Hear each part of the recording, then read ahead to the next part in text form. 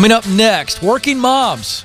Going to help you with that guilt. And then communication lessons from the Trump-Biden debate that'll help you. We'll take your calls and your chats, and it starts right now.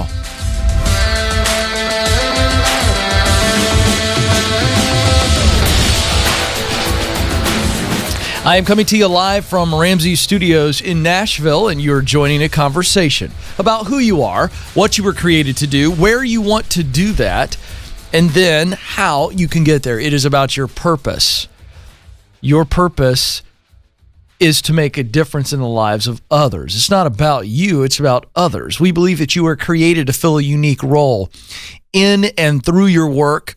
That means that you are tremendously valuable, and it means that you are needed. And so if you have been wandering through life, I want to get you wondering. Yes. The secret to stop wandering around, letting the wind just blow you wherever it chooses, is to begin wondering again, wondering, what do I do best? What's my talent? What work do I love to do? What's my passion?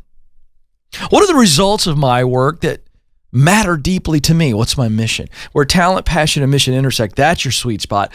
That's where your contribution to this world is found. And everybody's got one. So let's help you figure that out. 844-747-2577. 844-747-2577 is the phone number. I want to talk to working moms for a moment. I've always been quite excited and maybe a little bit proud that nearly 60% of our audience is female. And I will tell you that I grew up in a house with a working mother. My wife is a working mother, so I have a special place in my heart for moms in general, but certainly working moms. And yet I know that there's a lot of pressure from outside and self-induced pressure. And I saw this article by Cheryl Ziegler in Harvard Business Review, and I said, you know what? This is well done, and I want to share some of the knowledge in this article with the working moms in my audience. So, how to let go of working mom guilt, that's the title. And she references a book by the title of Forget Having It All by Amy Westervelt. And she sums up the working mom dilemma by saying this: we expect women to work like they don't have children and raise children as if they don't work. Because of this, women feel guilty. Guilty for working, and guilty for not working. Blurred boundaries of work time spill into family time. Half listening to your children's stories from the day or missing out on meaningful time with them can lead moms to feel like they're failing. And so she goes on to, in this article, give some very practical ways for you to overcome this working mom guilt. The first is forgive yourself. She says letting go of guilt has to start with a commitment to stop beating yourself up over your choices and circumstances. Guilt gone awry turns into shame, and it is emotionally painful to constantly feel like you're a bad mom, bad employer, bad friend. Secondly, revisit your values. One of the most grounding exercises people can engage in is getting clear about what their values and priorities are in life, and then living life in accordance to them. So stop the madness, is essentially what we're hearing here. Press pause and say, what do I want my day to look like? And I'm going to make some decisions and take some steps to make that my reality. Get off the assembly line and get off the hamster wheel and shape your day. Third, ask for help. One of the hardest things for many women to do is to ask for help. By the way, that's not just a female thing. That's a human thing. It's hard for all of us to say, will you help me? Instead of asking for help, a working mom may just be fueling her stress by trying to do it all herself, then realizing she can't. Fourth, be good enough at home. Just good enough. I got something out of this, folks. I know I'm not a working mom, but I've made some notes on this one. The writer of the article, Cheryl Ziegler, references an attachment researcher talking about the attachment between a parent and a child. His name is John Bowlby, and he discovered that parents simply need to be emotionally present, comfort the child, attune to their child's feelings, and show delight when seeing their child, and then support their child with their challenges. That's how you have a healthy and secure parent-child attachment. So this idea of being a great parent, probably not a good goal. Maybe one area where we shouldn't try to be great, because I don't know if it's possible to be great. But you can be those things for your kids. And then fifth, unfollow those that bring you down. Watching other people vacation, share their family photos on Facebook or Instagram can really raise the comparison tension in your life. And you're looking at everybody else's life and how their life is where you want your life to be, and you start feeling really crappy about your life. Don't do that. Their journey's not your journey. Their timeline is not your timeline. And their reality is not your reality. And one little nugget here, their reality is probably not reality. That Instagram profile is the best of the best of the best of their moments. And can we all be honest? It might just be a posed moment. Their life is a stinking disaster right before they take that photo. They tell the kids, be quiet. They shove candy in their kids' mouth and face just to get them to stop long enough to take a picture and say, I've got it all together. Come on now. So if you're having a problem looking at other people and playing that comparison game, stop. You do the best version of you. 844-747-2577, 844-747-2577. Hey, I want to say a huge thank you. I know this is our YouTube show, and we're live on YouTube right now. If you're watching right now, 12:06 Eastern Time, 11:06 Central, we're live. If you're watching later, thank you for watching. The numbers are really up. I told you that yesterday. Thank you. But I also wanted to tell you folks that watch on YouTube, you may have stumbled onto us, that the podcast of the Ken Coleman radio show, and we put that out every day, and that is growing. We've had our 3 biggest months ever, and this last month, our biggest month ever. People need to hear this message. And so because you're listening, because you're subscribing, because you're sharing, we're growing. Thank you. And that is ultimately helping us reach more people. So big thanks to our audience. Love all of you. 844-747-2577 is the number. Let's start it off in Delray Beach, Florida with Rochelle. Rochelle, you're on the Ken Coleman Show. Hi, Ken. Can you hear me? I can, Rochelle. How can I help? Oh, okay. My question is about my husband. He took the job that he's in currently 3 years ago when he was out of a job. He had lost his house. He had lost everything. This was right when I had just met him.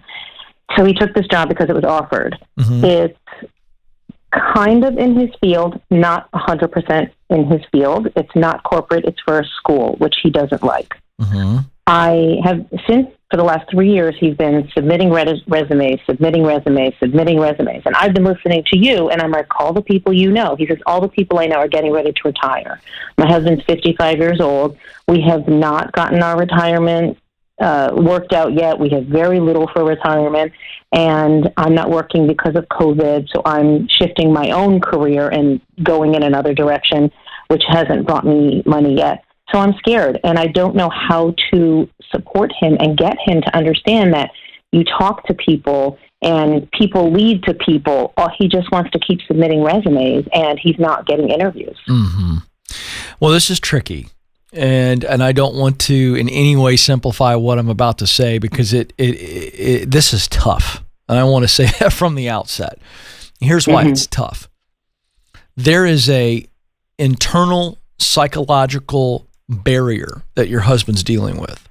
And the only thing you can really do is try to help him see it. You need to figure out what it is, and then in a very loving, supporting way, help him see it. That's the only thing that's going to get him to put himself out there. Here's what I think is happening. What I think is happening is he is submitting resumes. He's not doing any connecting at all. He's just submitting resumes, and so he's basically a nameless, faceless candidate. In a time where we have still somewhere 15 to 20 million people that are unemployed, and it's hard to stand out because there's so many people applying. And so what he's doing is he's saying to himself, I'm submitting resumes. I'm just down on my luck right now. I'm not catching a break. But he is essentially making excuses to not go actually network, because he's going, I am submitting resumes. I'm doing what I'm supposed to do. And what he's doing is that's the excuse, because he's either afraid of rejection or he's afraid of just putting himself out there. It's something that makes him uncomfortable, or he doubts that he can even get something at 55. It's either fear or doubt, like I described, or a combination of both. Am I about right, you think? I think so. I think he's afraid because of his age that he's not going to get something. Okay, so that's doubt. So he doubts that he is marketable because he's 55. Mm-hmm. That's what's going on. And he's actually taking some classes now, so I think this is correct. He's taking classes now to get a third master's degree because he feels like he needs to be current. No, he doesn't. He doesn't need another master's degree. What is it you said? You said it was interesting to me that you said he's kind of in his field. He's working at a school, but he doesn't like it. Can you be more specific? What is his field? Technology. So he does project management, change management, that sort of thing. So if I gave him cybersecurity, that's his field. Oh. Okay, now this is really interesting. What he's doing is teaching computer science. Yeah, no, of course he hates it. Not what he wants. Yeah. Okay, so here's the deal. Cybersecurity is one of the fastest growing industries in the country right now, and probably around the world. Right. I just look at the stats from America. Yeah. I just talked about this on the show, I feel like 2 weeks ago. Maybe it was last week. He's as marketable as he's ever been. First of all, 55 isn't old. And secondly, I don't think they care. They just, if there's a cybersecurity position open that he can do, and he's got the experience, sounds like he does, they don't really care how old he is. You know, it's not like he's 85 walking in. I don't think you should. He feels because his experience is primarily project management, change management, but for the last 3 years, he's teaching computer science at a high school. So what does he put on his resume that's going to say cybersecurity? Well, so the way you said that made... Okay, well, that is a challenge. The way you said it, I felt like he'd had some experience. So he doesn't have any experience in it. Okay, well, no. He doesn't need a master's degree. He needs to go get some online certification, which he can. Okay. Tell him today you called me, blame it all on me, I don't mind being the bad guy, and say, Ken said don't spend another nickel or another minute on a master's degree. He needs to find out how he can become certified to do more technology work. But he could do all that online. He doesn't have to go to... He has 2 master's degrees in technology, but not cybersecurity. Okay, so but my point is but you're missing my point. He needs to stop the third master's degree. Stop. Okay. Stop it. Like, I wish he would... What are the chances you could get him to call in? Not really too great, considering he teaches during the day. Does he know about me and the show? He knows you exist. I'm kind of cheating on him listening to you. No, I appreciate that. I really do. And I try to act like I'm the one who's coming up with the ideas. Would he be okay? So he would. Listen. So it would not be a win for you to go, hey, I called the Ken Coleman Show today and we talked about you on the air. Well, I plan on it. I plan on it because I feel kind of uncomfortable that I haven't told him. Good. Well, here's the deal. I want to remind you, while we're live on YouTube, this is going to be posted later today. Nathan, what time will this be posted? Or guys, give me an idea what time today this show will be on YouTube for on-demand viewing. Right after the... Huh? So right after we get done. So as soon as we're done. Oh, great. So we're live right now, but as soon as I'm done, it just automatically posts. So let me give you the time code here. Around 6 minutes into the show is when you jump in. And he needs to watch this, because now I get to talk to him. What's his name? Gregory. Oh, yeah. We're in it now. We're committed, Rochelle. Right? Oh, no. Now I'm embarrassed. No, don't be. Everybody knows. Yeah, everybody knows. So, Gregory, here's the deal. I think you're absolutely normal to feel the doubt that you feel at 55. I get it. You've got a couple master's degrees in technology. That's going to look really good on your Ken Coleman version of the resume, which you need to go download and read the PDF and then use my template. Stop submitting same old resumes. Go to kencoleman.com, Gregory, and download the resume guide. We've got a gorgeous template. It's going to make you stand out. You've got 2 master's degrees, and you've been teaching technology. That's not bad at all.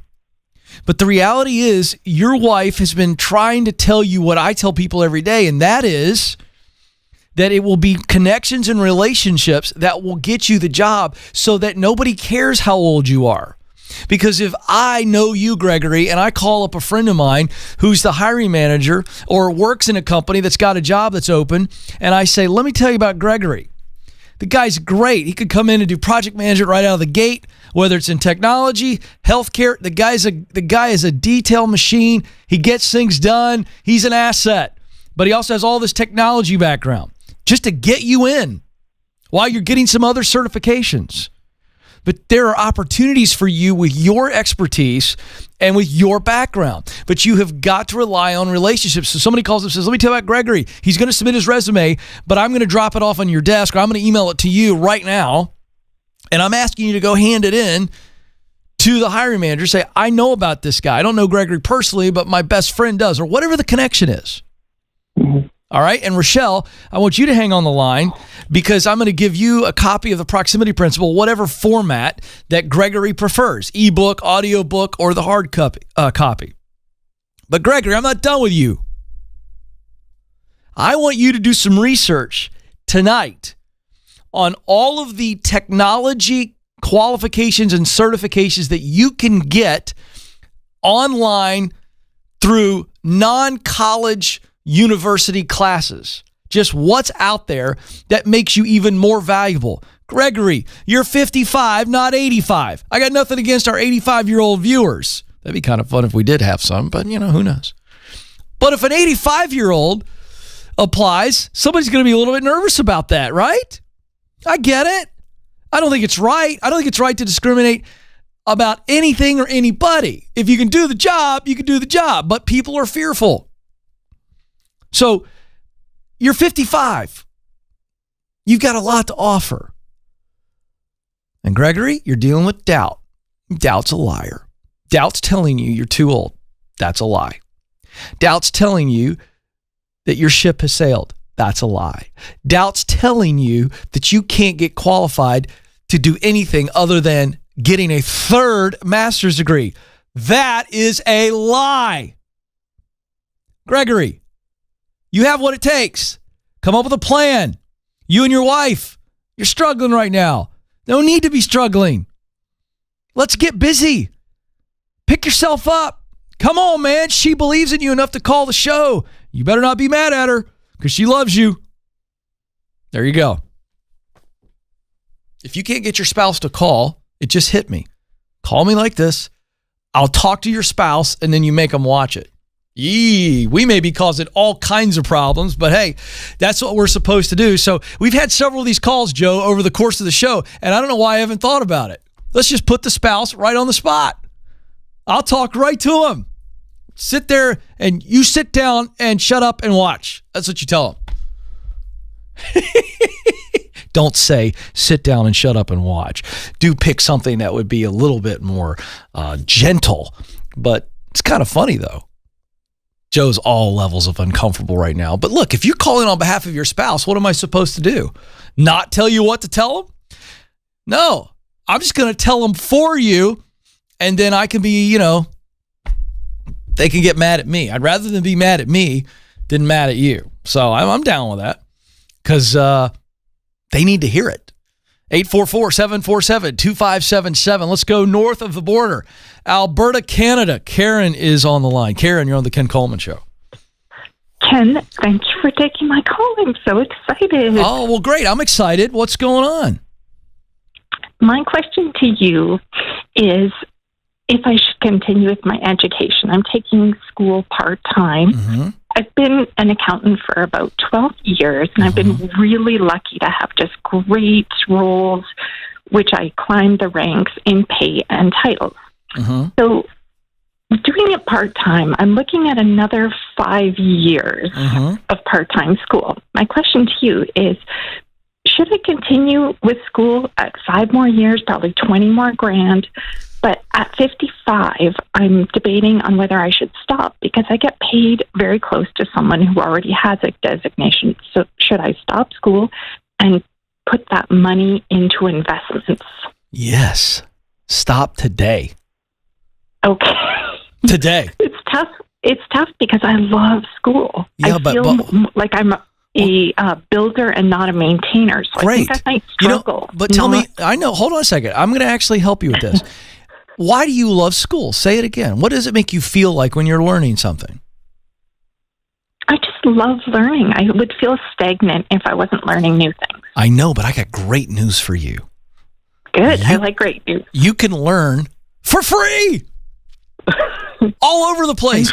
You can learn for a whole lot less money than you're learning right now. You're absolutely right. You should stop. You don't need that degree to do what you want to do. You want to play this accounting workout for 5 more years. That's what you said. Am I correct? Yeah. Yes. And you're making just about what someone would make if they had this extra certification. You don't need it. You don't even need the full-time job. You just want to be challenged and learn. I got great news for you. You ready to write something down? Yes, I am. I'm going to give you all the areas that you can learn something new and get the same feeling you're getting in school, and you get to do it for free. Here we go. Cool. Number 1, write down podcasts. All kinds of great. I listen every single day. I know you do. Podcasts. So write podcast and then put a check mark by podcast. You're already learning. Now, true. Let's write down webinars. Oh, okay. Oh, yeah, webinars. Many of them are free. And now let's write down YouTube. That you're already on YouTube watching the Ken Coleman Show. So, you know, what can you learn on YouTube? There's all kinds of instructional videos on YouTube. Okay? That's true. That's a good one. I know. Then there's the library. Do you have libraries in Canada? Oh, heck yeah. Yeah, so we can go to the library and get books for free at the library.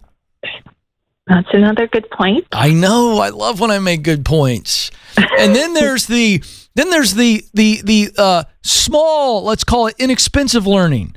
And again, webinars, online classes, you know, courses, e-courses, digital courses that people are putting out, books that you would actually pay for, courses, specialty courses. You could go take a class on cooking. You can do anything you want to in your local community. These are not high dollar things, and that money needs to go towards your investment and your retirement so that as you're retiring, you're still learning. But this idea that you got to pay for a college class just to be able to learn something and keep that learning desire alive, well, that's silly. You don't need to go to college to do that. We can do it for a whole lot less money. So yes, stop today. And the reason I'm telling you it needs to be today, because I don't want you to talk yourself into, well, I've already done so much and I feel like I should finish. No, it's your money. Like you know me. I do know you. I do. There's nothing to be ashamed of. You're a successful 55-year-old lady who loves to learn. Who cares what any of your friends think? Oh, you went for 2 years and then you stopped? Yeah, because I'm going to actually take that money and invest it. I'm going to make this much over the next 5 to 10 years. Have your answer ready if you feel some shame. But I want you to quit. Shame. Good. Quit today. All right. Today. I just needed to hear Ken Coleman tell me to quit today. There it is. I'm happy to be the messenger. Quit today and start investing that money. 844-747-2577. Coming up, you don't want to miss this. It made the entire world cringe. Certainly America cringe. The Trump-Biden debate. I'm going to give you 3 communication lessons that will help all of us in our personal and professional life. And it's not going to involve politics, so don't worry. We won't talk policy, but boy, oh boy, are we going to teach you some communication lessons. Yikes. What a train wreck. My 11-year-old daughter walked through the room with about 15 minutes of the debate, and she kind of walked in about that point, and she stopped in her tracks, and she went, oh my gosh, Dad, what is happening? So what she said, little Josie, 11 years old. And I went, yeah, exactly. So again, you don't want to miss this. This is not politics. So I don't care if you love Trump or you love Biden, because that's not what I'm going to talk about. I'm going to talk about what I saw happen. And it was a communication disaster, both men. And I'm going to teach you what I saw, and we do it on some level. So I'm going to break it down for you. Nobody's talking about this on YouTube. I'm going to break it down for you and give you something that'll help you. That's coming up. First to the chat room. Taylor writes in, how can I connect with people in my desired industry? I want to go into clinical research in nutrition and fertility during COVID. And what should I talk to them about? So what he's really saying here is I've got this industry I want to go in, and how do I connect with people during COVID? Because COVID obviously has changed how people want to associate and connect. And so I think you take COVID out of the situation here. Yes, there are some limitations. Some people are more comfortable than others. Depends on where you're at in the country. So, for instance, in Tennessee, here we're free. We're not walking around scared. Nobody's dying, by the way. All right, we're just not. We're doing life. People are walking around and hanging out and all that kind of stuff. But in some parts of the country, people are still in their house, don't even leave in their apartment. So it is real. The limitations it puts on you depending on where you live and what people's attitudes are towards it. You got to be respectful of everybody. But you can still connect with people whether or not they are comfortable sitting next to you or not. You could still connect. So this idea that, well, COVID is hampering my ability to connect. No, it isn't. It's limiting the ways you might be able to connect. And we're talking about in person is really where it's limiting. Business is still happening. People are still cutting deals. So let's not make an excuse out of COVID here. And so the way you connect with people in your desired industry is same way you would. You're going to find other connections, personal connections in your life that will allow you to make the connection. So I'm looking for, all right, I would love to connect with this person over here. Let me see how many people I know that might know that person and can make a connection. What are the 1 or 2 or 3 degrees of separation that would get you the ability to have a phone call or a Zoom or a FaceTime or whatever? Or if they're comfortable, an in-person meeting. So that's what you do. Dalton writes in, my father is retired but continues to work even though he doesn't need to. The job is stressing him out. How do we encourage him to let the job go? This is a really good question. So I think the question I'd ask my dad in this situation is, hey, Dad, you're clearly stressed out. Give him evidence. You don't even have to work. Why are you working in this particular job? Because if you want to still work, but you don't have to work, why would you work in a place that you're all stressed out? Why not choose to transition or to go somewhere else where you're not stressed? What's keeping you returning day in and day out to a stressful situation? And just be quiet and let him answer. Let's let him sit with that. That's the $1 million question there. Why are you still doing this? You don't have to, and then listen to the answer. Let's see what happens there. Because therein lies there. So my point is if he called the program, that's what I'd do. I'd dig in and I'd find out there's a reason why he is still facing this unnecessary stress every day. And when we figure that out, we need to address that. Once we address why he would continue to put himself in that situation, then we can help him release. But he can't release until he deals with what's anchoring him. Something is anchoring him to that. There's your problem. You always go to the source, not the symptom. When I go to the doctor and I got symptoms, I want the doctor to find out what's causing the symptoms. And so that's the situation. 844-747-2577 is the number. Okay, here we go. I'm watching the debate the other night. And I at one point, I almost went like this. Rubbed my eyes and looked back at the screen to see, is this really happening? 2 70-something-year-olds acting like 12-year-olds. And I'm sitting there going, this is unbelievable. I can't believe this is happening. Just like you did. And so then I kind of was shocked, and then I was discouraged that this is the way we're treating people. Because this is an example of what's really going on in America. When 2 public figures think that they can treat each other that way in a nationally televised debate, it speaks to where we are at as a nation. Now, that's not what I'm here to discuss. What I'm here to discuss is I actually started to lock in and I was going, oh my goodness. This was a dramatic example of poor communication. So no politics. Let me give you 3 things that you can learn about the communication mistakes that happened in the Trump-Biden debate. The first thing is listening.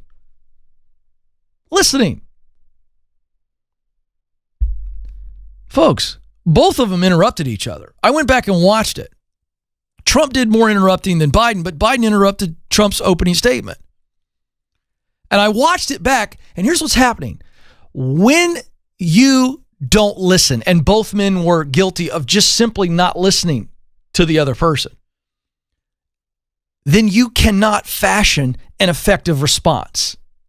So let's bring this down to our world. Let's look relationally and professionally here. If you're talking with your wife or your teenage kid or a coworker, and we've got some turmoil, let's just call it that. We've got some lack of clarity, and we're trying to get on the same page. So again, I'm going to get outside the debate for a moment. But what can we learn? And so when we're in a situation where there's some turmoil, lack of clarity, or we're trying to dig in on something, and clearly the two people, you and the other person, aren't on the same page.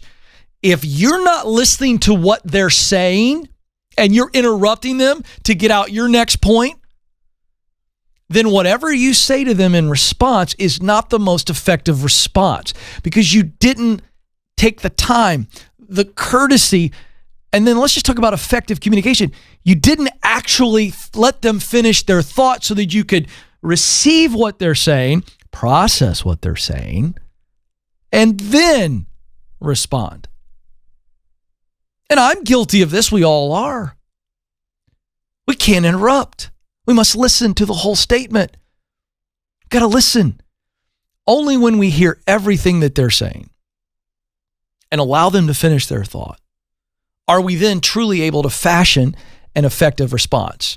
So in the debate and in our lives, when we're interrupting and bringing the next point, what happens is it's just ineffective on top of ineffective, on top of ineffective, on top of ineffective, on top of ineffective. Then what happens? Both parties get frustrated. There's no progress being made. So the actual communication loop, from me to you, you to me, it's broken. It's a real problem. Lesson number 2, body language. I feel like body language is the greatest area of improvement for all of us humans when it comes to communication. We tend to think of communication as I speak, I listen, but what we fail to realize is that many times the most important part of communication is body language. So I'm watching the debate the other night.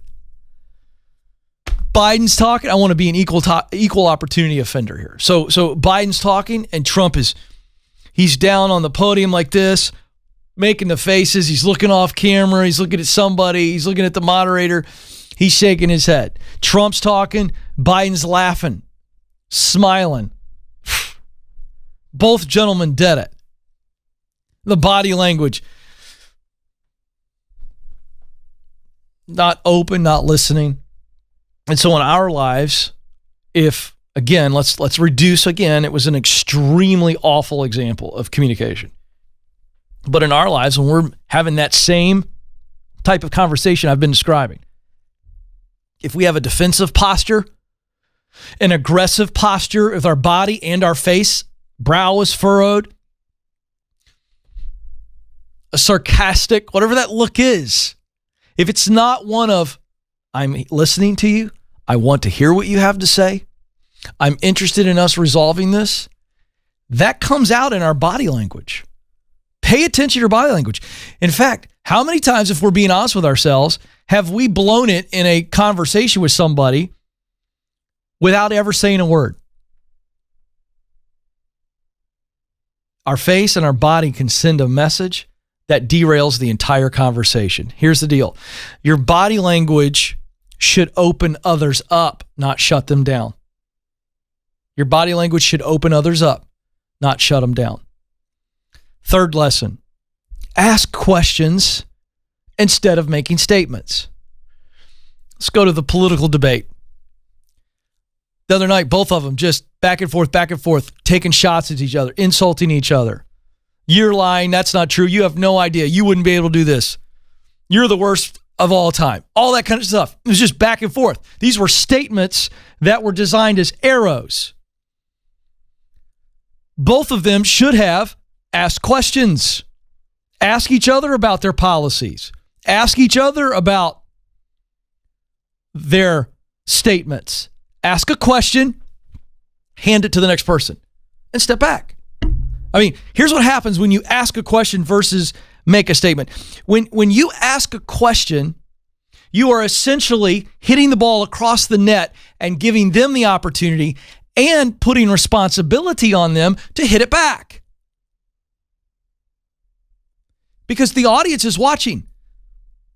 Your coworkers are watching. Your family members are watching. And when you can ask a question, again, with the body language, you've opened somebody up. And with asking a question, you let them engage, not disengage. Because if I make a statement to somebody, it's not hitting the ball across the net and allowing them to hit it back. It's pushing them in a corner.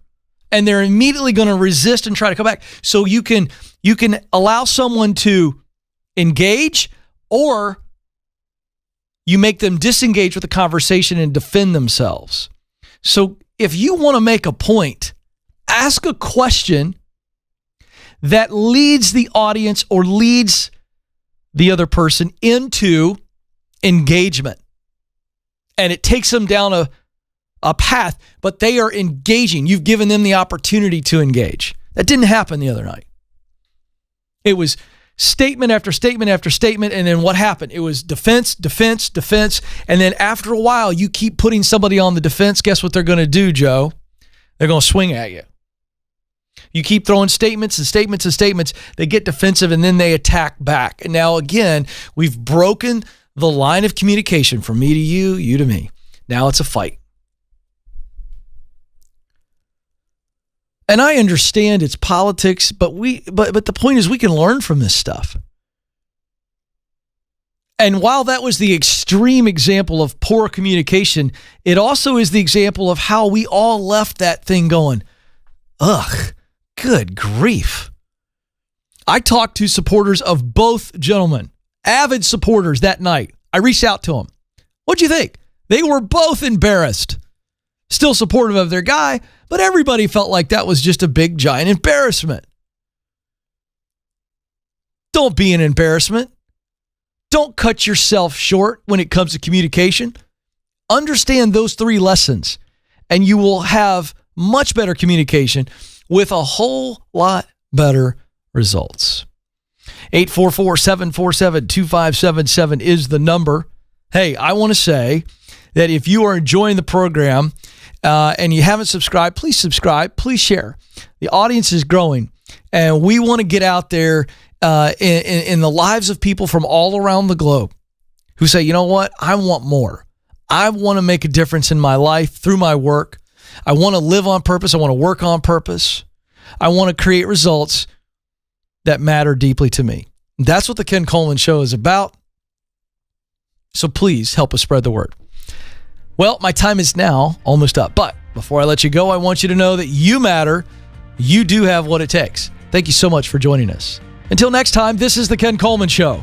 Press on.